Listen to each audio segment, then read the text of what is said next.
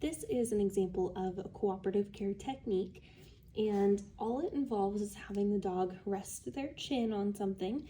And while they're resting their chin, that means that something can happen to them. And if they take their head off of this, that means that they no longer are consenting to the activity.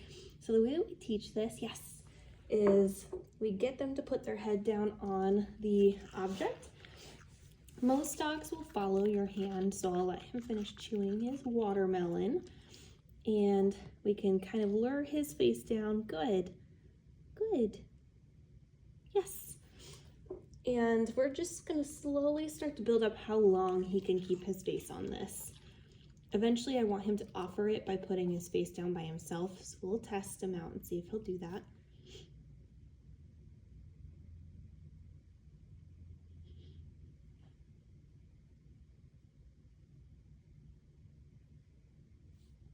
If you go several seconds and they don't offer it, good. We're just gonna convince him to put his head down. Good. Good. Yes. That's a very good boy. So once your dog knows that they get rewarded for having their head down on the ground, we're gonna start with something simple, such as petting their head, especially because dogs don't typically like to be pet on the top of their head. So if they allow you to do that, that's a great sign. If they're uncomfortable and they pick up their head, then just stop and wait for them to put their head back down again. Remember, this game is supposed to be your dog choosing to. So just like Freddie put his head down, he chose to allow me to do this, which is great. I'm going to show you guys a different example of a paw. So you can see he's a little hesitant. He's still offering it though. Yes. That was a very good boy. Haven't practiced with a paw yet. That was good.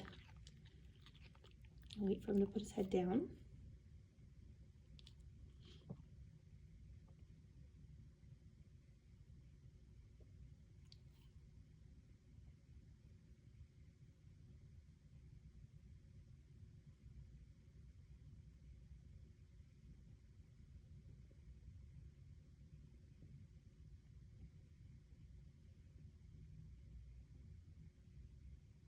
To speed up the training process, I'm just gonna get him to put his head down again. Good.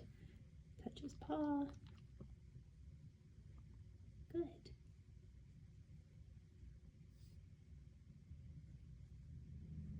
Good. That's a good boy.